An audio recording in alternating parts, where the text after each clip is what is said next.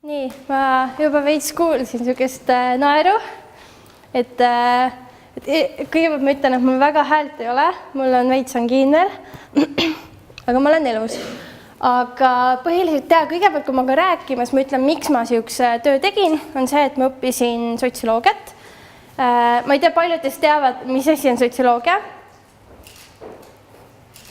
Yes! See on väga tore. See. Okay. Sotsioloogia on siis selline teadus, mis uurib ühiskonda ja inimeste käitumist vastavalt ühiskonnale. Ehk siis, kui me võtame võib-olla teaduse, siis on näiteks, meil on üks suur inimorganism, siis näiteks sellele, et kui mina reageerin kuidagi vihastavalt, kuidas minu rakud reageerivad, siis sotsioloogia tegeleb selle asjaga niimoodi, et kui meil on ühiskond, valitsus tõstab aktsiisi, kuidas hakkavad inimesed käituma. Ühesõnaga selline teema. Aga mina uurisin sotsiaalmeediat ja miks ma siin täna olen, ongi see, ma mõtlesin, et okei, ma siis proovin, et kuna mul on plaan enda magistritöö ka mõnel määral identiteedi ja meedia teemaga kirjutada. Aga minu bakatöö teemaks oli suhete olemus ja identiteediloome sotsiaalmeedias, Tinderis, Harjumaa noorte näitel. See Harjumaa noorte näitel on see, et see täpsem oleks valimi põhjal. Siis kõigepealt ma küsikski, et mis asi on Tinder? Paljud teavad, mis on Tinder? Okei, ja nüüd ma küsin niisugust asja. Palun ja ärge häbenege. Kes seda kasutavad?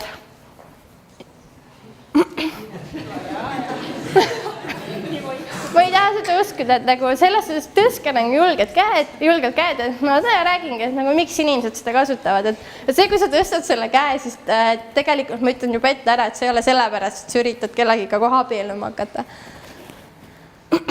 Nii, ma alustan identiteediga. Ma kasutan oma fotosi. Ma tegin endast nii-öelda seksika selfie teile ja ma lasin panna selle, et ma tegelen tantsimisega. See oli teadlikult tehtud. Ma ei tea, paljud teist lõid minu foto järgi mingi pildi, milline ma võiksin olla, kui ma siia tulen. Kas oli keegi siuke, et vaatas, et mingi blond tüdruk, tuleb mingi tegeleb tantsimisega ja siis siuke foto on ka. Kas oli kedagi siukest? Keegi võib julgelt selle käe tõsta, kui ei taha, siis ei taha. Ja õpib sotsiaalteadusi ka veel, et mida iganes on. Ma tulen selle pildi juurde veel tagasi. Räägimegi siis identiteedist, ütleme sellega, et kui sa Tinderit kasutad, siis tegelikult sa lood ka oma identiteeti ja teine inimene võtab seda vastu. Identiteediloome puhul on ainult üks probleem.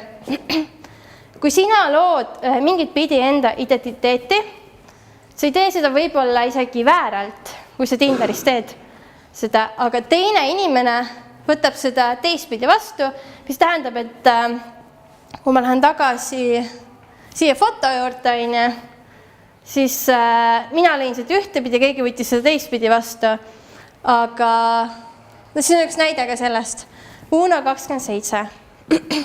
Ma ei oskagi seda seletada niimoodi. Ütleme siis, kui ta üldiselt see vale identiteet ei olnud, kõik pildid ja need asjad olid nagu õiged, aga see teema iseloom oli kõik nagu, mitte päris vastand, aga peaaegu vastand sellele, mis ta ise rääkis. Et siit tulebki see, et kui sa hakkad võib-olla kellegiga Tinderis suhtlema, siis sa lootad mingi pildi, siis tema annab kuidagi ennast sinule edasi läbi teksti, läbi ikoonide, mis sina võtad selle omakorda vastu. Ja vahel need asjad kattuvad, vahel ei kattu. Ja mul on oma isiklik kogemus sellega, et need ei kattu. Selle fotoga. See on tehtud Eesti muusikaauhindadel ja mina mõtlesin, et ma nalja pärast, et kuna ma mängisin seda siukest tegelast nagu keha, ehk siis ma võtsin kõik auhinnad peaproovides endale ja mul oli tiitel Postikana. Ja siis ma mõtlesin, ma panen selle pildi ülesse. See on väga vana foto juba. Aga mis juhtus oli see, et järgmine nädal sellest mind tuldi õnnitlema aga kuna ma ei näinudki sind, aga sa tegeled muusikaga, kas said mingi auhinna.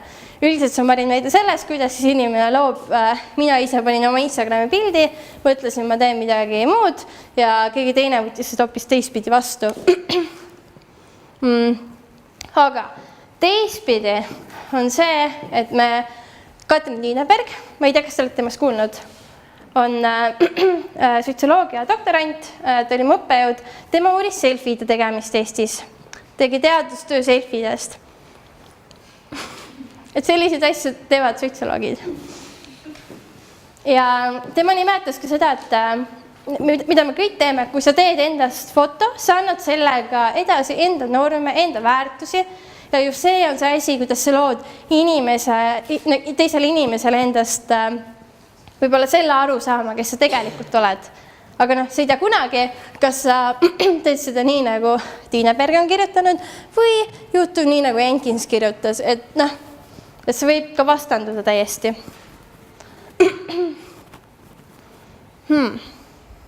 See on väga lahedalt, see on hästi pikk, et kuidas inimene loob endast parima kuju. Et mis oli Uno, see on valed nimed muidugi, ja ma mäletan, et ma küsisin, miks tal oli palju ülakehaga pilt, tal oli väga ilus ülakeha selle mehel tegelikult. Aga siis ma küsisin, miks sa selle pildi panid, ta ütles, aga mul on hea keha ja nagu see nähest ütles, et kui on hea keha, miks mitte näidata, et hea keha nagu meeldib naistele, arvatavasti sullegi, küsis mult. Ja siis seletasin veel seda, et kuidas, kui sa paned bemmiga foto, et sa saad rohkem naisi, kui sa ei pane bemmiga fotot. Et ma ei tea, kelle Tinder on siis, ma tean, et mehed saavad seal vähem laike kui naised, et võib-olla võite mõelda selle peale, kuidas oma identiteeti luua Tinderis. Ja see ei ole tegelikult vale, sa võid lisata sellega. Pärast ütled, et ei olnud sinu bemm. Siis selle kasutamise motiivid. Nüüd tulemegi selle juurde, et ma ütlesin, et selle kasutamismotiiv ei ole ainult see, et sa tahad kedagi lihtsalt voodisse saada või sa tahad kellegiga abielluda. Üks asi on Tinder kui mäng, mida see tähendab. Minu uuritavad tunnistasid, et vahel on lihtsalt tore see, et kui sa sõidad 15 minutit bussiga, ja sa istudki maha, sa võtad Tinderi kätte ja sa hakkad mingit näpuharjutust tegema. Kui palju teil sama asi on? Väga tubli. Kusjuures mul oli Tartus üks üliigav loeng ja ma tõmbasin selle loengu pärast Tinderi endale, sest mul lihtsalt oli nii igav seal. See õppejõud lihtsalt magas, see oli inglise keeles, kui imane loeng ja mõtlesin, ma ei suuda lihtsalt. Ja siis ma hakkasin tinderdama. Pärast kustutasin ära.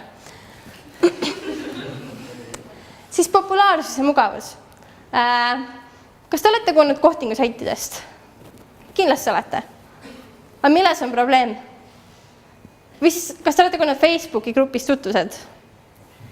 Mina kasutasin seda gruppi ka, kui ma seda tööd tegin, uuritavate saamiseks. Aga ma kasutasin. Vaata, kui sa paned sinna Facebooki gruppi selle foto, et kuulge, tahaks tutvusi saada, siis see tundub nagu veits siuke, et see ei ole väga siuke keskkond, et sa oled veits imelik. Samas kuskile, ma ei tea, ajalehe kuulutus on ka igavnenud, siis ütleme niimoodi, et võib-olla mingid kodulehed, ma tean, et flirtrik.com on mingi koht. Palju te olete kuulnud kohtingulehtedest? Okei, ma usun, et olete neid kuulnud. Aga Tinder on äpp, sa saad selle igale poole kaasa võtta, mis tõttu sa saadki seda tegelikult kogu aeg kasutada. Ja seetõttu on ta ka populaarne. Teiseks oli üheks faktiks on see, mida kõik intervjueeritavad nimetasid, aga kõik on seal. Põhimõtteliselt mul mingi 90% või 80% sõpradest lihtsalt on seal. Ehk mul ei ole seal üldse imelik olla. Siis suhete tüübid. Nagu me kõik teame, kasutatakse Tinderit selle jaoks, et kui sa tõesti tahad, nagu me üks uuritav ütles, et kui mul on sõbrad, kes tahavad sealt tonksu saada. Nii see on, naine.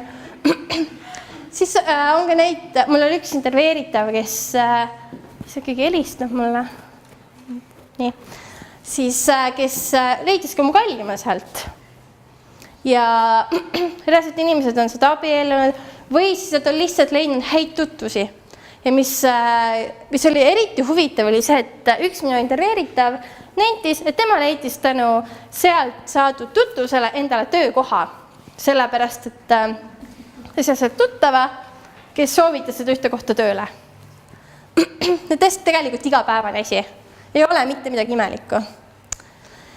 Ja neljandaks on enesekindluse saamine. Nüüd, see on minu jaoks väga kurb punkt. Ma ei tea, kuidas seda tsitaati juba loeta, et mis tunded teil tekivad. Minul oli päris valus seda kuulata, et see oli seotud suhteliselt sellega, mida ma tahan võib-olla enda magistritöös kirjutada sellest, kuidas inimesed loovad enda identiteedi vastavalt siis meediale. Aga hetkel põhimõtteliselt ma saingi seda teada, et inimesed kujutavad, ja tihti just noored kujutavad ette endale norme ja nad ei ole endas enam kindlad, aga Tinder on see koht, et ohoh, ma sain talt laiki, äkki ma ikka meeldin talle. Ja see oli... See nii hirmus ei ole, ma ei tea. Aga see russus mind päris palju, ma kirjutasin ka loo sellest. Ma ei tea, palju ütles, seda lugesid. Ja kusjuures ma sain veel nendega ühe korra kokku ja siis ma leidsin päris palju neid noori isegi. Ma ütlesingi, et tere, ma teeks teiega loo just sellel teemal ja noored tunnistasidki, jah, ma olen ebakindel oma valimis. Ma ei julge minna inimesega rääkima. Aga kui ma näen, et ma saan mingi sükst tüdrukut laigi, siis ma järgmine kord võib-olla olen enesekindlam. Ja see on päris kurb teema tegelikult. Ja siis võib-olla, mis mul isiklikult juhtus, oli see, ma kuulasin ühte kutti ja siis hiljem ta tänas mind selle eest. Ja ma ei tea, ma andsin mingi valgustuse talle, ma rohkem ei rääkinud taga, aga midagi hull oli. Siis, nagu ma rääkisin eelnevalt nende suhete tüüpidest, kõigest sellest, siis tegelikult, kus see kõik algab, miks me Tinderisse oleme jõudnud, miks me seda kasutame, miks selle kasutamine ei ole imelik, kuigi tihti võib-olla tundub, et on see, et meil on tekkinud sotsiaalmeedia olulisus. Palun tõstke käed, kes omavad siis nutitelefone.